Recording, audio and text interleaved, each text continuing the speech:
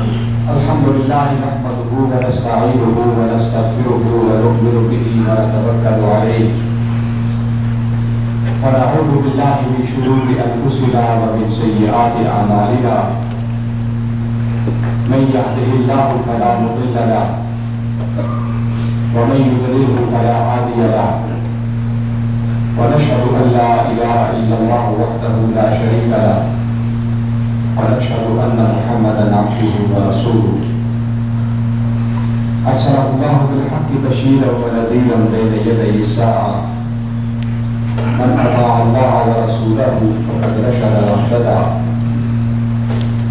ومن يعصهما فإنه لا يضر إلا نفسه ولا يضر الله شيئا وسيجزي الله الشاكرين أما بعد أعوذ بالله من الشيطان الرجيم بسم الله الرحمن الرحيم اتل ما أوحي إليك من الكتاب وأقم الصلاة إن الصلاة تنهى عن الفحشاء والمنكر ولذكر الله أكبر والله يعلم ما تصنعون صدق الله العظيم. My respected brothers and sisters, ISM Youth, we are starting a new series which is very, very basic and very important. The title of that series is A Heart Series. A heart which is connected with Allah SWT in such a fashion that it is filled with peace, with surur, with bahja, with tumanina. وإذا تليت عليه آياته زادتهم إيمانا وعلى ربهم يتوكلون الذين يقيمون الصلاة ويؤتون الزكاة ومما رزقناهم ينفقون أولئك هم المؤمنون حقا. This is what is the series all about. And in this series, we will be mostly focusing upon the fadail. In Urdu we say fazail, the virtues of doing the acts of ibadah. So as a prelude to their inshallah series, I will also start some further which will be talking about the virtues of salah and the rest of the ibadah and why we do those kinds of ibadah. My brothers and sisters, as human beings, we are very selfish. We try to do something when we know that we are going to get something out of it. And in this capitalistic society, we have become more and more selfish. Whenever something comes to us, we ask, what is there for me? So the fadail, or the virtues, we are truly the answer to that one. Why do I do salah? Why should I focus upon wudu? Why should I be doing fasting? So therefore this series and the focus upon the virtues and the life is going to be inshallah a preparation for us to prepare ourselves mentally and spiritually for the month of Ramadan.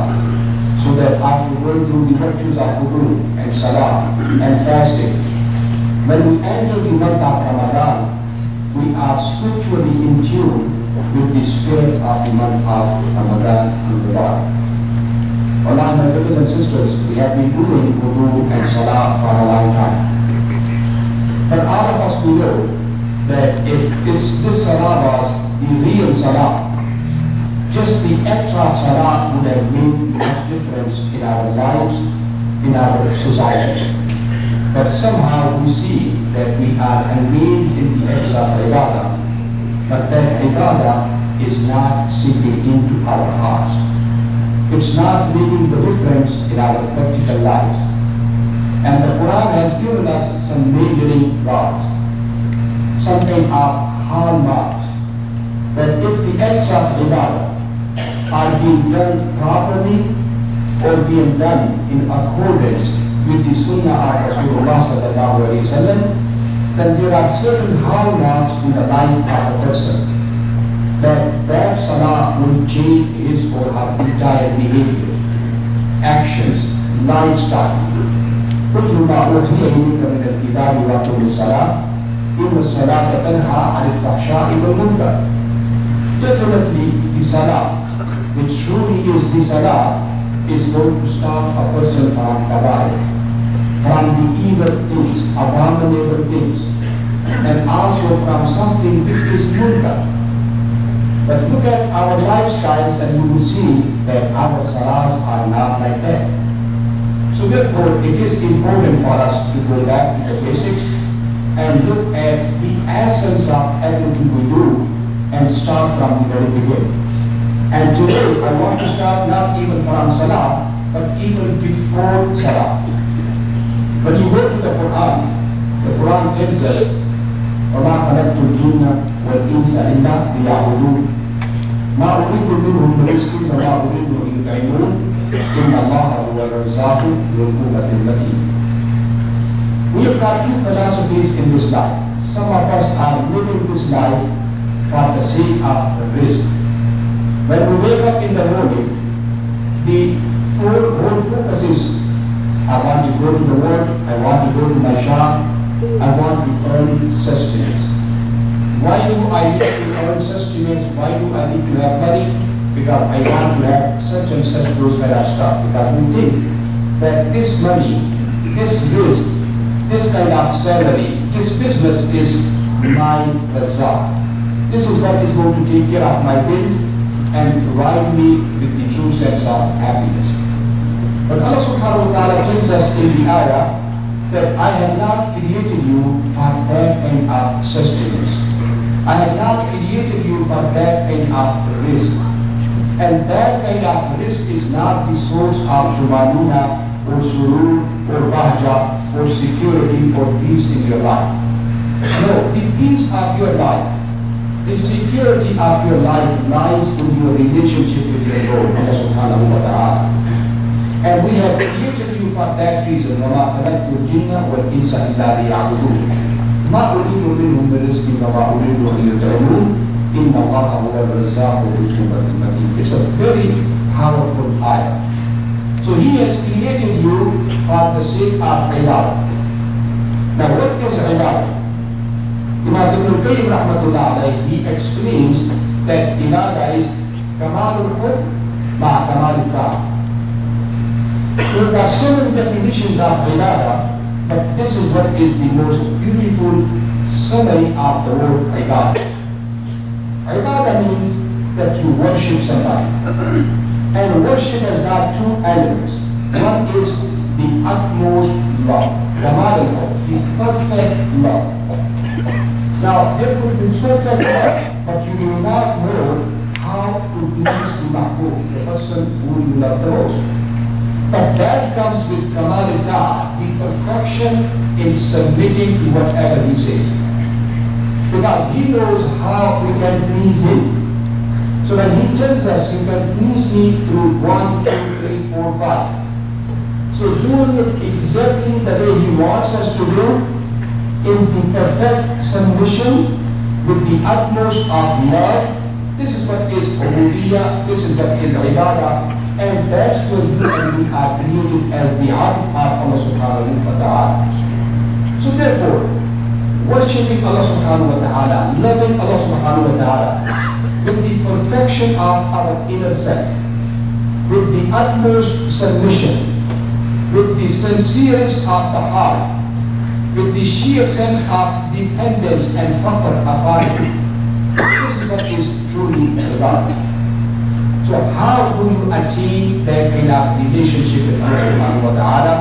Then he says 1, 2, 3, 4. Brothers and sisters, if you look at the hadith of Rasulullah sallallahu alayhi wa sallam, wallahi you will see that salah is the number one ibadah which has been assigned by him to his ibadah, and by means of which the ibadah can have the direct communication and relationship with him subhanahu wa ta'ala. Actually, this is the mi'raj, as I said in last khutbah, which takes a person like Rasulullah sallallahu, and there is no resemblance between Rasulullah sallallahu ascension and us, but it takes a human being from this utilitarian sphere, from this earth, and takes him or her straight forward in the presence of Allah subhanahu wa ta'ala, where the person says Subhana Rabbi al-A'la, not even Subhana Rabbahu al-A'la or Subhana Rabbi Fulan al-A'la, no, Subhana Rabbi al-A'la, Subhana Rabbi al-Azim. التحيات لله والصلوات والطيبات السلام عليك أيها النبي ورحمة الله وبركاته السلام علينا وعلى عباد الله. Direct communication with Allah subhanahu wa ta'ala. So what does that hadith say? A famous hadith. بني الإسلام على خمس. That Islam is founded upon 5 elements. شهادة أن لا إله إلا الله. To believe that there is no God except Allah subhanahu wa ta'ala. And all of us know that is the difference between a Muslim and a Kafir. This kalima, this confession, may be 4 words. La ilaha illallah. But that is the difference between a pagan, a mushrik, a Kafir, and a Muslim. There is no iman other than Tawheed. But what is the next thing which comes after Tawheed? Which Rasulullah said, وَإِقَامِ الصَّلَاةِ, and to establish the prayer. Now, Rasulullah has told us that yes, fasting is also part of it, giving zakat is also part of it, hajj is also part of it. Now imagine that there is a building, there is a tent, which is standing on 5 columns. Just imagine the tent. Now, the middle column is what is Tawheed, Shahada, Kalima, La ilaha illallah, Muhammadur Rasulullah. Because if you do not have the middle column, the tent is never going to be erected. It will never stand up. But then you have got 4 other corners. On one side is Salah, on the other side is Zakat, on this side is fasting, and on this side is what? Hajj. Imagine, just imagine and perceive, make the picture of that tent. After a person established La ilaha illallah Muhammadur Rasulullah, he has used that first column to make it stand up. But my brothers and sisters, I want you to visualize it. Allah, if you look at zakat, you give it once a year. I mean, you decide once a year, and after that, you have got the right to give it throughout the year, but basically it is done once in a year time. Look at fasting. I mean, you have to do it in the month of Ramadan. That's what is obligatory. The other acts of fasting are sunnah. Basically, you can do it, or if you don't do it, you will not be made responsible by Allah subhanahu wa ta'ala or punished for it. But fasting is made obligatory only in the month of Ramadan, 9th month of Islamic lunar calendar. So you also establish that pillar only a month throughout the year. Now the other pillar is Hajj. Man istata'a ilayhi sabila. It's not obligatory, not everybody is going to be able to establish it. Some of us will be able to use that column, others will not be. But that does not mean that their foundation of Islam or their building of Islam is not there. And even if you have got the money, but you don't have the help, or the security is not available on the way to Makkah, basically you are not required to perform Hajj. But Salah is 5 times daily prayer. أقم الصلاة طرفي النهار وزلفا من الليل إن الحسنات يذهبن السيئات ذلك ذكرى للذاكرين. أقم الصلاة لدلوك الشمس إلى غسق الليل وقرآن الفجر. So basically, Salah is required daily, 5 times a day, while Zakat or fasting or Hajj is once in a lifetime, fasting a month during the year, and Zakat also once in the year.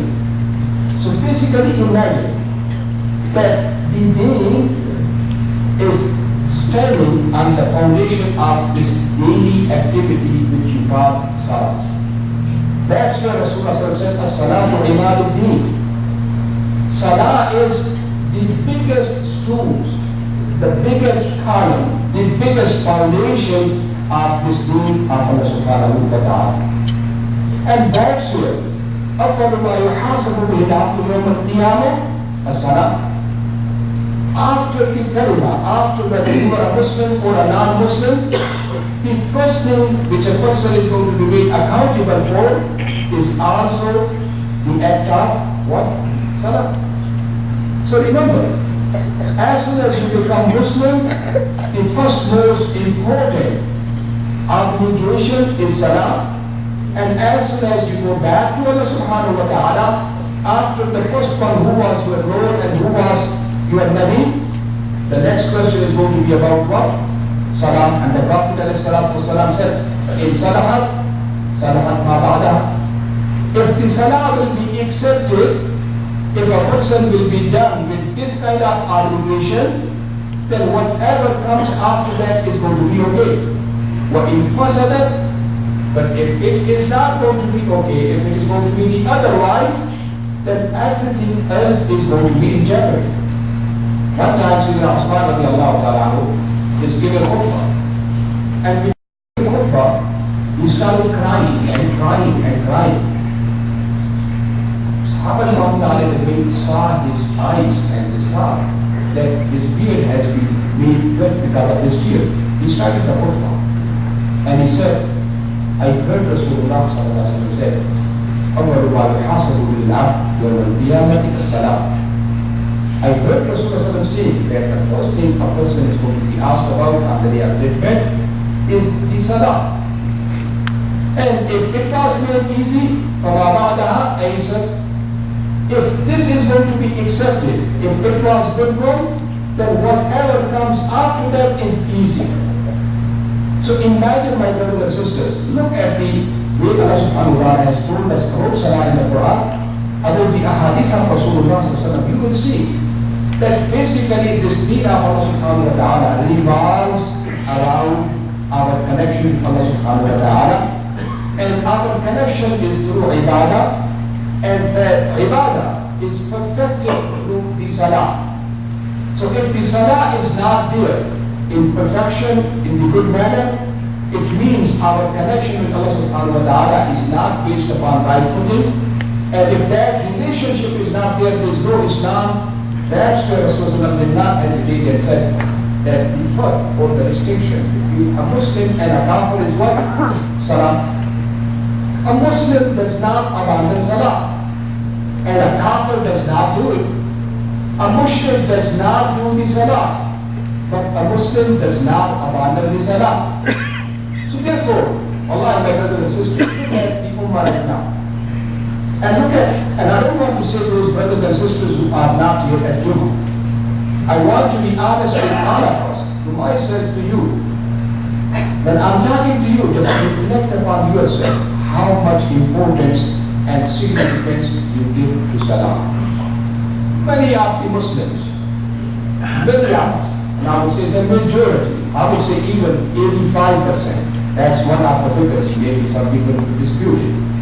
But some of them, they say that the majority of the Muslims are just the Eid-goers.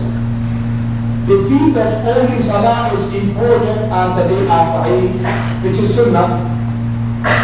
And after that, some of them, the next one, between 12% to maybe 15%, they think, or some of them even say that it's far lower than that they consider only Jummah, which is obligatory. So these are the Jummah goers. Maybe 5% to 7% are those who do 5 times daily prayers. And those who come and offer it in Jama'ah are maybe 1 to 5%, and that's a huge number, I can say. Some of them, they say only 1 to 2% of the Ummah, they come and they do the Salah in Salatul Jama'ah. Now let's be honest, majority of us do not do 5 times daily prayers. Those who do most of the time, they do it at home individually. They don't do it with Salah in Jama'ah. And even some of us who do with Jama'ah, Allah, sometimes if you look into our relationship with Allah subhanahu wa ta'ala during the Salah, all of us, we know we have got every kind of burden on our mind when we start the Salah. Wasa'is, all difficulties, all kinds of excitement, all kinds of distractions, they come when we are in the Salah. And if we are able to control that, do the perfect wudu, come make our intentions purely for the sake of Allah subhanahu wa ta'ala, come and participate in the jama'ah, then the distractions, try to control it. But even then, the salah is not only for the sake of these formalities. We focus, some of us, so much upon the external formality. How to have the hands raised when we do takbir al-tahrima, and how to basically go down in ruku and sajda, and when to do sajda sahwi. So many formalities. Some of us focus so much upon the tajweed and the makharij and all of those things. But the issue is, it is the relationship with Allah subhanahu wa ta'ala. When we started, our mind should be in such a fashion that He is greater than everything in this existence. I don't have to think about my work, about my degree, about my job, about my children, about my husband, about my wife. Anything in the world does not mean anything, because I am talking to my Lord. And then basically focusing so much that I am in His presence. As the Prophet ﷺ said, "O Qudratka ka'annaka tarahu, fa in lam takun tarahu, fa innahu yarak." This is the true essence of Salah. That when you say Allahu Akbar, you feel I am talking to my Lord, who knows me inside out, and who is the one who created me for this purpose, and to whom I am going to go back, and He is going to ask me, what did you do, man? So with all of that kind of scenario, when you stand up over there in front of Him, and then you start talking to Him, Subhanaka Allahumma wa bihamdika wa tabaraka ismuka wa ta'ala jadduka wa la ilaha ghayruk. Oh Allahumma inni zalamtu nafsi zulman kathira wa la yaghfiru dhunuba illa anta faghfir li maghfiratan min 'indika warhamni innaka antal ghafurur rahim. Oh alhamdulillahi rabbil alamin ar-rahmanir rahim maliki yawmiddin.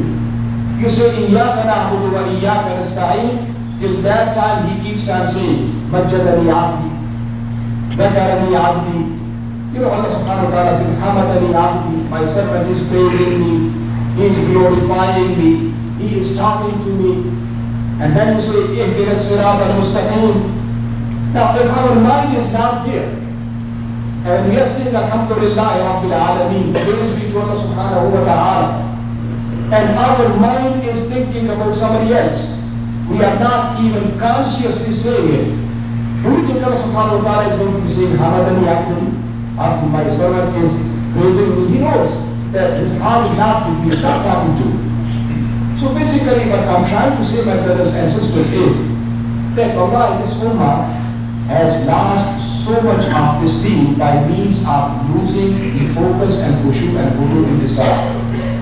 And doing it in the proper fashion, in jama'ah, in the masjid, and putting the heart when we are doing the salah. That's where it is important for us to go back to our essence, to go back to our basics, and start seeing, where do I need to start in this month of Sha'ban? Where do I need to start with Allah subhanahu wa ta'ala as a fresh? How can I make this month mentally and spiritually preparing myself so that by the time Ramadan starts and I'm fasting and I'm coming to Qiyamul Layl in the night, or I am standing in front of Allah subhanahu wa ta'ala, how can I put my heart into what I am doing so that the response comes on the spot? As you know, there are so many stories, so many people have explained these things, that if the salah is done in a proper fashion, the response comes on the spot. Allah subhanahu wa ta'ala has told us, Ista'inu bis-sabri was-salah. Seek assistance by means of patience and by means of salah. And you know that famous incident in Ibn Kathir rahmatullah as he related in his hadith, in his tafsir al-dunya of the Mufassirin, that one time one of the person he used to carry different kinds of, luggage as well as the travelers from Dimashq to some of the other areas outside. One time somebody hired him and he made him sit over there on his horse. And then the person said, don't go from this main route, there's a shortcut, you can go through it. And actually when the person hired him, he told him that actually actually I am disabled, I can't walk. And he's got some bandages on his legs and also on one of his hands. So he's sitting on the back. The guy trusted him, went through the jungle, and in the middle of jungle, the guy just jumped back from the horse and said, get down. And the person looked around and found our little body. He says, come down, give me the horse, give me the money. He got the money, he got the horse, and he is trying to kill it. He said, for God's sake, you told me that, you just need some help, and I gave you help. So take the horse, take everything, don't kill me. He said, no, if I don't kill you, you are going to go back and tell everybody I will be arrested. So he said, I've been kind to you, I've got small children, why are you trying to kill me? I will never mention it. He said, I'm not going to leave you because if I do not kill you, the boat will go back and I will not be able to continue what I'm doing. So he said, okay, please give me the opportunity to do a cause of nothing. He said, everybody said it before you, so you want to do it? Do it. Go ahead. That person says, when I started the salah, I did not put anything other than who is there to listen to the one who is distressed and send the help.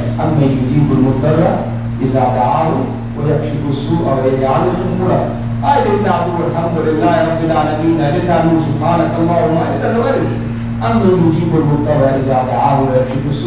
And I went to say that.